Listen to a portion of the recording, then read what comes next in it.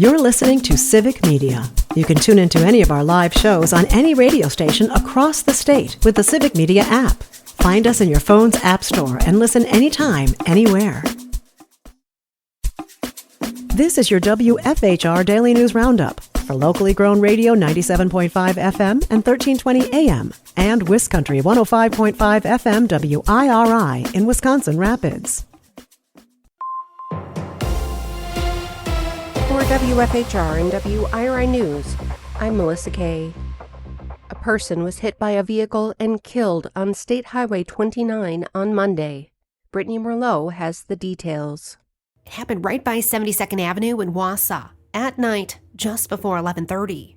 Wausau police responded to reports of a man seen laying on the road in the westbound lane. And when officers got there, the man claimed that he had a gun and ran. When he crossed into the eastbound lane, he was hit. The 30-year-old male was pronounced dead on the scene, and the highway was closed for around 5 hours. The two people that were driving the vehicle that struck him did have minor injuries, but did not need medical transport. The rush continues for a state budget. It's due Monday, and there are fractures among Republicans, on top of tension between them and Governor Tony Evers. Savannah Tolmay-Olson has the story. Last week, talks broke down between Republicans in the Senate and Republicans in the Assembly, but the clock's ticking here.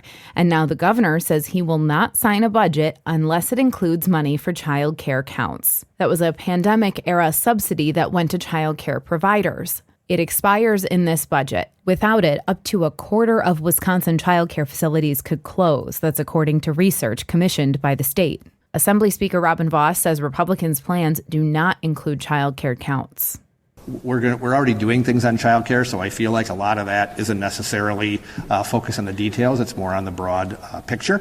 But look, I know we're going to make investments in trying to help make sure that parents have access to childcare.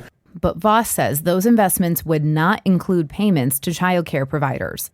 Our caucus has been pretty steadfast in saying we are not just going to write checks out to providers, just like you don't write a check out to the person who owns a grocery store to lower the food costs. Corinne Hendrickson, a family child care provider, was on Matt and Air on Air responding to that grocery store analogy. And I thought to myself, we're the farmers in this situation, in this scenario. We're not the grocery store owners. We don't sell the children. We are the farmers.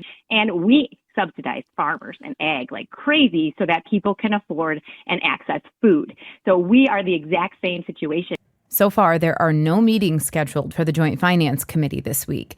The committee would have to pass a budget plan, then that would go to the full legislature for a vote before it could head to the governor. For Civic Media News, I'm Savannah Tolmay-Olson. There are still a couple of days for people in Rome to comment on the Akron solar project. The public comment period was extended until this Friday. The plan to construct a solar electric generation facility with the potential of generating up to 200 megawatts of electricity will be located in the town of Rome in Adams County and the town of Saratoga in Wood County. The comments received by the Public Service Commission will be part of the official record. You can find the link to the PSC Public Comments page at romewi.gov. It closes on Friday, June 27th. The Village of Port Edwards is holding a chicken discussion town hall meeting next week. It's a short agenda with just one main item.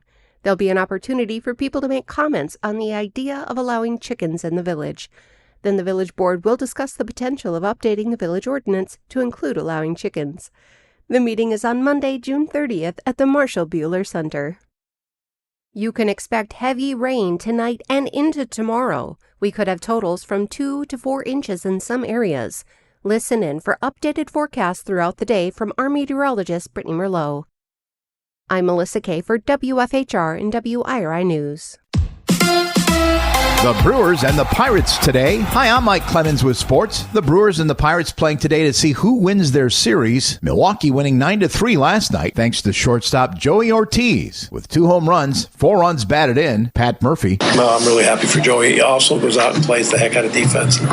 One of the most important positions on the field, and he plays it really well. So I'm really pleased with how he's. But I'd say confidence is number one.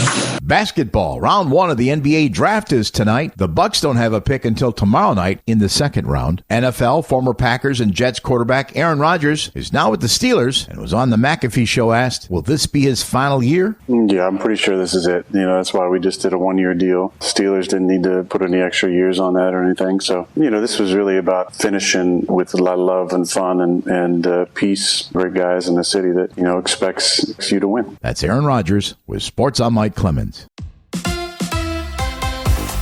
On your entertainment beat, I'm Pete Schwaba. The box office saw a repeat champion from last week, a new horror flick that came in right at expectations, and one that absolutely flopped, coming in way under expectations. How to Train Your Dragon brought in $37 million this past weekend, giving it a domestic total of $160 million.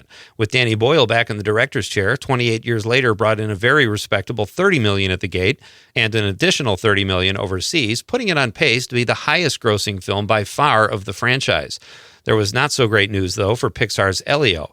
The film turned out to have the lowest opening ever for a Pixar film, bringing in just $21 million at the box office.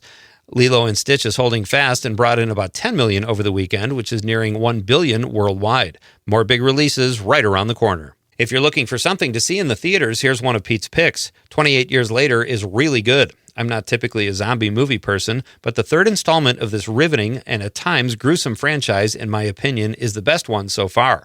The film opens on a small island with people who have survived the rage virus and starts with a father and son going to the mainland. They barely make it back, but the son decides to take his mother back to the mainland after learning there is a doctor there who could possibly cure her unknown illness. If you like zombies or just great suspense, check it out. Speaking of the undead, Norman Reedus' The Walking Dead spinoff Daryl Dixon has a third season headed our way.